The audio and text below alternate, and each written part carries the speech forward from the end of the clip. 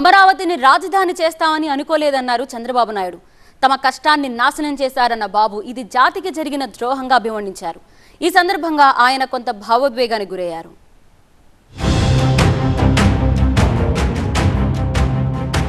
YCP ప్రభుత్వం తీసుకున్న 3 రాజధానుల నిర్ణయంతో ధ్వంసమైన ఏపీ రాజధాని అమరావతి పునర్నిర్మాణంపై సీఎం చంద్రబాబు దృష్టి పెట్టారు. ఈ నేపథ్యంలో అమరావతిపై శ్వేతపత్రాన్ని రిలీజ్ చేశారు. అధికారంలోకి వచ్చిన వెంటనే స్వయంగా క్షేత్రస్థాయిలో పర్యటించిన చంద్రబాబు వాస్తవ పరిస్థితిని ప్రజలకు వివరించాలని నిర్ణయించుకున్నారు. అందులో భాగంగానే ఇవాళ శ్వేతపత్రాన్ని విడుదల చేశారు. గత ప్రభుత్వం అమరావతిని పట్టించుకోలేదని, ఫలితంగా ఎంతో నష్టం జరిగిందని చంద్రబాబు వివరించారు. 10 ఏళ్లైనా రాష్ట్రానికి రాజధాని లేకపోవడం విచారకరమన్నారు. 2014-19 మధ్య తమ హయాంలో 9,000 కోట్లతో చేపట్టిన నిర్మాణాలు మధ్యలోనే నిలిచిపోయాయని వీడియోను ప్రదర్శిస్తూ వివరించారు. ఈ విధంగా ఉండేది 19లో బేసిక్గా ఈ మరి పని అవుతాం. MLA quarters, MLC housing, all IAS officers. 19 మే సిచ్యువేషన్. ఇది ఈరోజు పరిస్థితి.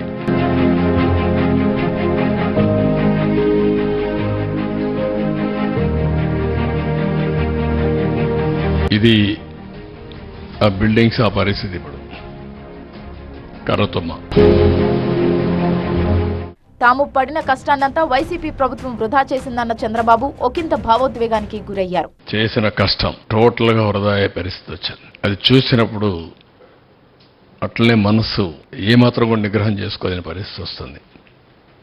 ఇంత కష్టపడితే ఈ మార్గం చేశారేంటి దుర్మార్గం అంటే జాతి ద్రోహం. ఇది నాకు కాదు, నేను నిమిత్త మాత్రుడిని, ప్రభుత్వం నిమిత్త మాత్రం. ఆ రోజు మాకు ఈ అవకాశం వచ్చింది. వచ్చిన అవకాశాన్ని సద్వినియోగం చేసి తద్వారా మళ్ళీ ప్రజలు నిలదొక్కోవాలి, రాష్ట్రం నిలబడాలి అనే ఉద్దేశంతో ముందుకు పోయాం. 10 ఏళ్ళు రాజధాని లేదు. అమరావతి చరిత్ర సృష్టించే నగరమని చంద్రబాబు చెప్పారు. శాతవాహనుల కాలంలోనే అమరావతి కేంద్రంగా పాలన జరిగిందన్నారు. రాష్ట్రంలో ఎటు చూసినా సమదూరం ఉన్న ఏకైక ప్రాంతం అమరావతి అన్నారు. అందుకే దీన్ని రాజధానిగా నిర్ణయించామన్నారు. బుద్ధి జ్ఞానం ఉన్న ఏ వ్యక్తి కూడా రాజధానిగా అమరావతిని వ్యతిరేకించరన్నారు. కరుడుగట్టిన ఉగ్రవాది కూడా అమరావతిని అంగీకరిస్తారని చెప్పారు. విభజన జరిగినాక అప్పట్లో 13 జిల్లాలు. 13 జిల్లాలను మీరు చూస్తే స్ట్రైట్ గా ఏ పక్క గిర్ర గీసిన, ఈ పక్క మడకశిర లాస్ట్, ఈ పక్క ఇచ్చాపురం, ఇంకొక స్ట్రైట్ గా కొద్దిగా ఇట్లా వస్తే కుప్పం. 550, 590, ఇక్కడ 594 కిలో. ఎటు చూసినా సమదూరం ఉండే ఏకైక ప్రాంతం అమరావతి. ఎవరు బుద్ధి జ్ఞానం ఉండే ఏ వ్యక్తి అయినా సరే దీన్ని ఏమాత్రం కూడా డిఫర్ కారు మనిషి అనేవాడు. అదే మరిగా ఆ పక్క 12 పార్లమెంట్లు, ఈ పక్క 12 పార్లమెంట్లు, 13వ పార్లమెంట్ ఇక్కడ వస్తుంది. దీనికంటే సైంటిఫిక్ బేసిస్ మీకు ఏం కావాలి? అమరావతి భవిష్యత్తును ఆకాంక్షించే ఎలాంటి వ్యక్తి అయినా సరే, అతను కరుడుగట్టిన ఆకాంక్షించే ఎలాంటి వ్యక్తి అయినా సరే, అతను కరుడుగట్టిన ఉగ్రవాది అయినా సరే దీనికి ఒప్పుకొని తీరాలి. తాను చేపట్టిన ఏ ప్రాజెక్ట్ అయినా విన్ విన్ పద్ధతిలోనే ముందుకు వెళ్లామన్నారు. ప్రాజెక్టు నిర్మాణానికి భూములు ఇచ్చిన వారు కూడా సంతోషంగా ఉండాలన్నదే తమ ఉద్దేశమని చెప్పారు. అమరావతిలోనూ అదే విధంగా ల్యాండ్ పూలింగ్ నిర్వహించామన్నారు. ప్రపంచంలోనే అతిపెద్ద ల్యాండ్ పూలింగ్ అమరావతిదే అన్నారు. వరల్డ్ బ్యాంక్ దీనిని ఓ కేస్ స్టడీగా చూపిందని గుర్తు చేశారు. ఆ ల్యాండ్ పూలింగ్ ఆలోచన సాధ్యమా? ఇది ఒక ఇండస్ట్రీ పెట్టాలంటే, ఒక 20 ఎకరాలు 30 ఎకరాలు ల్యాండ్ ఎక్విజిషన్ చేయాలంటే గవర్నమెంట్ ఆఫ్ ఇండియా ఇచ్చినట్టు కొత్త రూల్స్ అన్నీ పాటిస్తాం. ఒక ఇరిగేషన్ ప్రాజెక్ట్ చేయాలంటే ఎంత కష్టపడ్డా మనం చూసాం. కానీ నాకు ఒక సంతోషం, నేను కట్టిన ఏ ప్రాజెక్ట్ అయినా మీరు తీసుకుంటే విన్ విన్ సిచ్యువేషన్లో ముందుకు పోయా. నేను ఒకటే మనసులో పెట్టుకున్నాను, ఒక ప్రాజెక్టు కడితే ఆ ప్రాజెక్టు వల్ల లబ్ధి పొందిన వాళ్ళు ఎంత ఆనందంగా ఉంటారో, ఆ ప్రాజెక్టు వల్ల ఆస్తి నష్టపోయిన వాళ్ళు కూడా అంతే ఆనందంగా ఉండాలి. అంటే ఎక్కువ కాంపన్సేషన్ ఇవ్వాలి.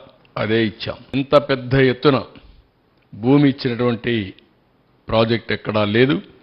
వరల్డ్ బ్యాంక్ అయితే దీన్ని ఒక కేస్ స్టడీగా ప్రజెంట్ చేశారు. 34,415 సెంట్లు, 29,966 మంది ఫార్మర్లు వాలంటరీగా స్వచ్ఛందంగా ముందుకొచ్చి ఒక్క లిటిగేషన్ లేకుండా హ్యాండ్ ఓవర్ చేశారు.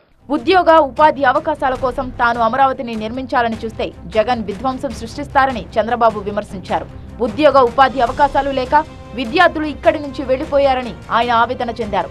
జగన్ ప్రభుత్వం చేసిన అరాచక పనుల కారణంగా వరల్డ్ క్లాస్ క్యాపిటల్ గా మారాల్సిన అమరావతి ఇప్పుడు దెబ్బతిందన్నారు.